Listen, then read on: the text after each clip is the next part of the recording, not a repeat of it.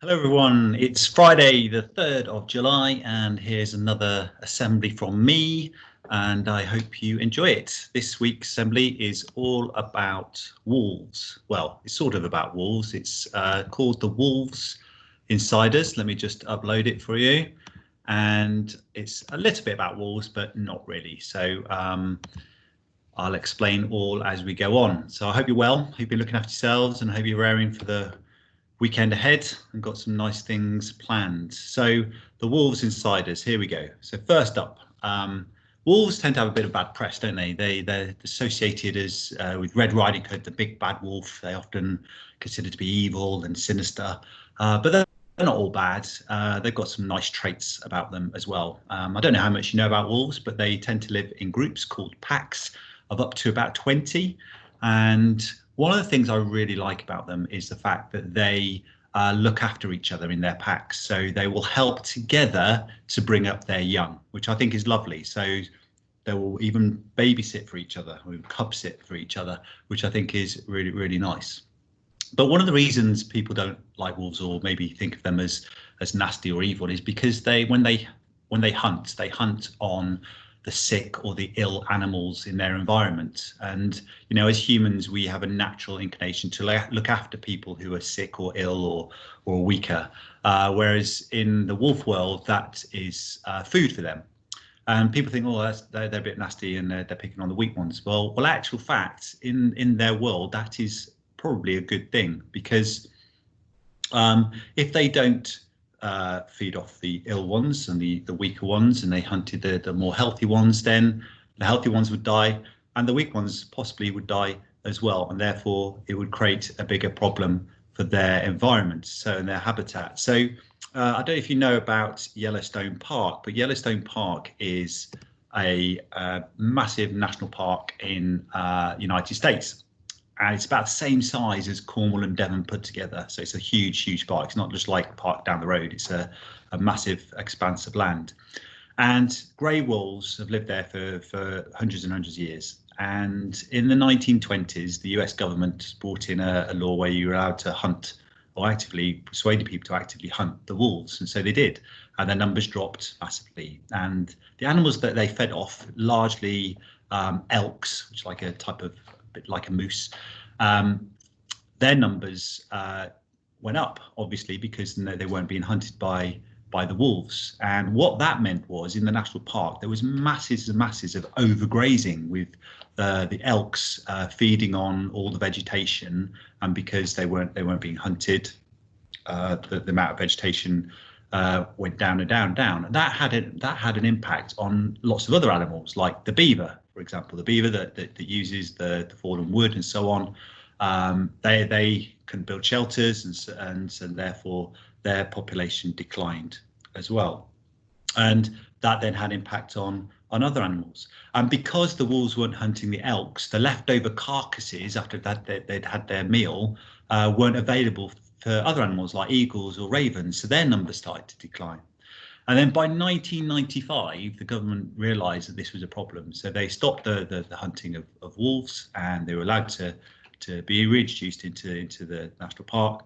And as a consequence of that, the biodiversity, so that means the range of species all living together, improved. So therefore, the environment, the habitat in which they lived, was much more harmonious, in that numbers of species remained constant. So the amount of wolves weren't endangered, the amount of elks weren't endangered, and so on and so on. So it's a much better balance in the national park now. So wolves aren't all that bad. Anyway, this assembly actually isn't about wolves. Well, not really. It's about a parable which involves the wolves. So what's a parable, first of all? Well, a parable is a simple story, a short story usually, that helps to illustrate a sort of a moral message or a moral lesson, or a spiritual one at that. And this is about a parable of two wolves. This is a parable of two wolves, and something I came across only about a week or so ago, but I think it's quite well known, but I just hadn't heard it before. And there's a little bit of debate about where the parable comes from. Some people say it comes from the Native Americans. Some people say it was actually made up by a religious evangelist. And for various reasons, but we won't go into that now. So that's not important with regards to this assembly. I guess the important thing is the message behind it. So here's the parable. So I'll read it to you first of all. So the wolves inside us. A grandfather is talking to his grandson, and he says, there are two wolves inside of us which are always at war with each other. One of them is a good wolf, which represents kindness, bravery, and love. The other is a bad wolf, which represents things like greed, anger, hatred, and fear. The grandson stops and thinks about it for a second, and then looks up at his grandfather and says, Grandfather, which one wins? And the grandfather says, the one you feed. The one you feed.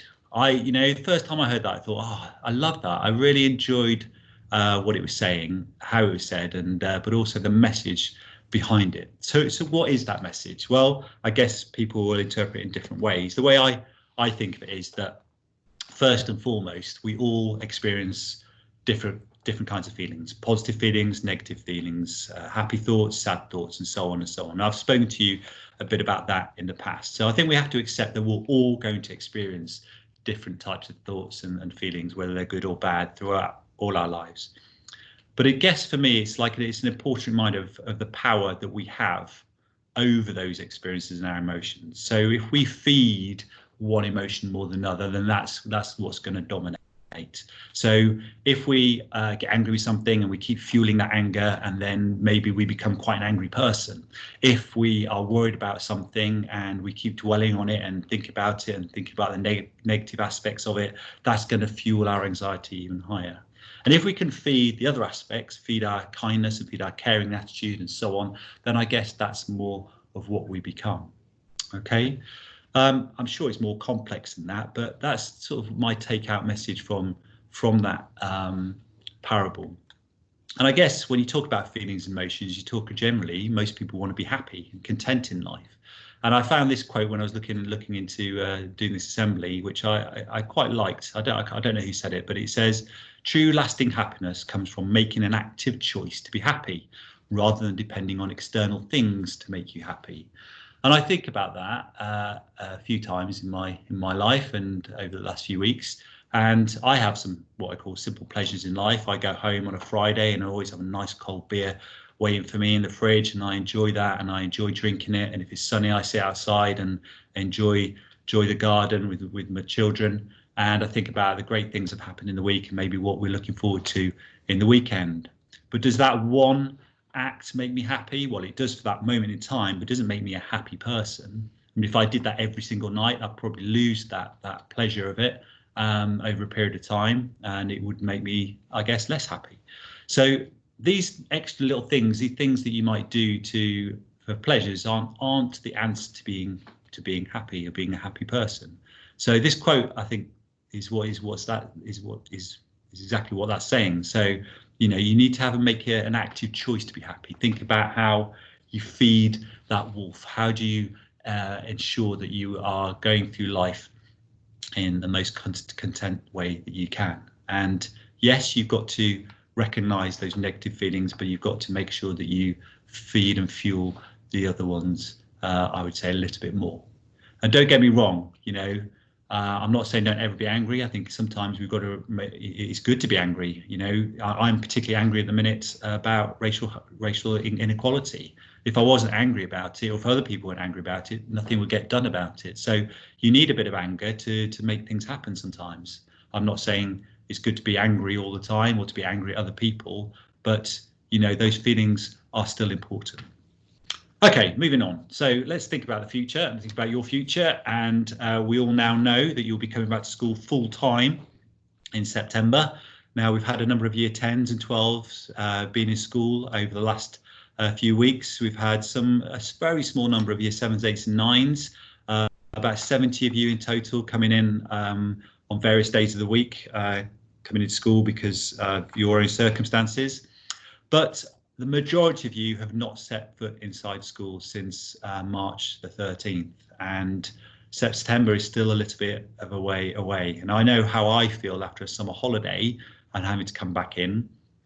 I get a little bit anxious about that. So if you've not been in school for 4 months and then another 6 weeks of summer holidays, coming back in September might be a little bit challenging for some of you. So to try and help with that, we want you to step foot back inside school before the end of term. Now, because of the government guidelines, I'm only allowed to do a little bit of that. So we've managed to work out a plan how we can get you in that fits in with the government guidelines.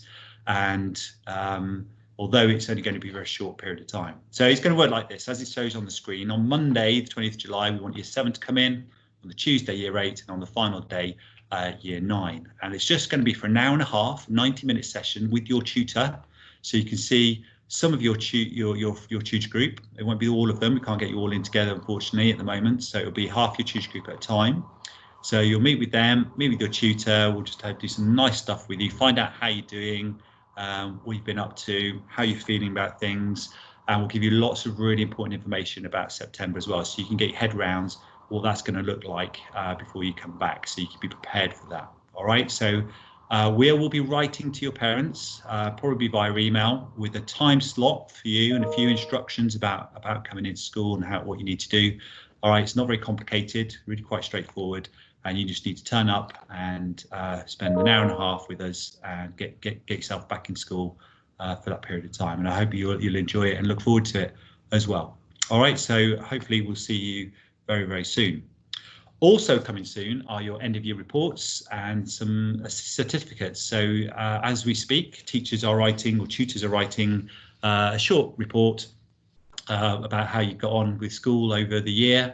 And at the same time, teachers are nominating students for certificates from their subjects on how well they've got on, for people who've been outstanding with their effort, or the progress they've made, or the attainment they've achieved throughout the year. So we'll put all those together and we'll get those out to you very, very soon. Okay, so look forward to those. One thing I'm going to be asking of you is to complete a student survey. So it's my homework to you, and it'll be hopefully coming out hopefully in the next day or two. And I want it completed by next Friday, please. So you've got almost a whole week to complete it, and it needs to be done by absolutely everybody. So it's about lots of questions about the last 3 or 4 months, how you've got on, how you found it, how you've been looking after yourselves, and so on and so on, how you might be feeling about coming back in September. So I want to use that information ready for September when we meet with you on first days back. Okay, so please do that when you get it.